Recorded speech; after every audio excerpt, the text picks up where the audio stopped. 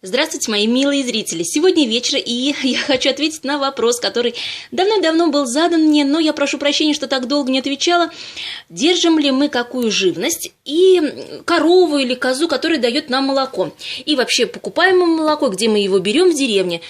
И сразу же хочу сказать, где мы берем в деревне? У коровы, от коровы берем молоко, вот в таких 3-литровых банках, как в старое советское время, в СССР.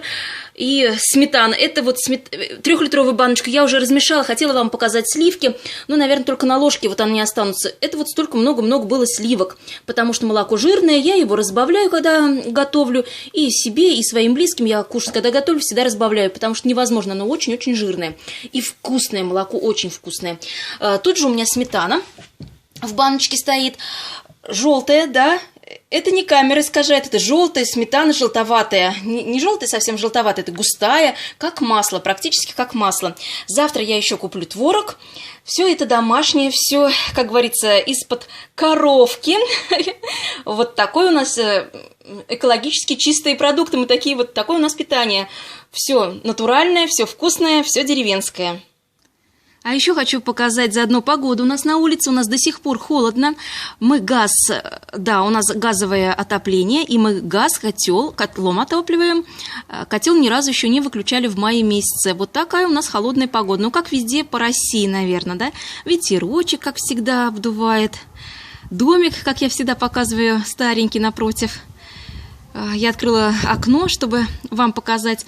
Не знаю, порыв ветра будут заглушать мои слова или нет. Снова ветер, снова ветрено, но на улице как-то пасмурно. Сегодня был такой ливень, я промокла практически насквозь. Велечка, конечно, тут это звуки Вели, он ко мне подходит. Как же надо... Велечка, естественно, Вели тут со мной, да? Велюх, может, пойдешь на улицу гулять? Мой хороший. Видите, воробушки стрекочет.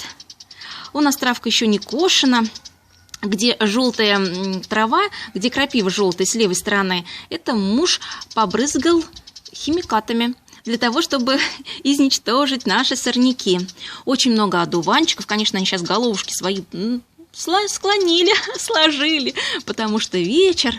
А воробушек, давайте приблизим, если получится. Нет, темно сразу стало. Вот они защебетали, застрекотали.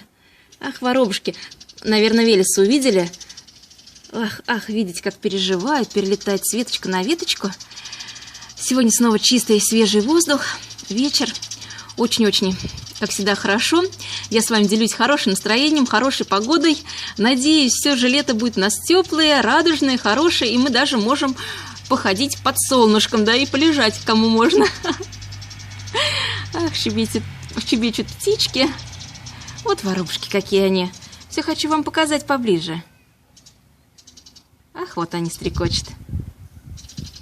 Наверное, все-таки Велесы испугались. Я вам желаю всего самого наилучшего, доброго, мирного неба над головой и, конечно же, улыбок, радости и хорошего настроения. И верьте, все плохое проходит.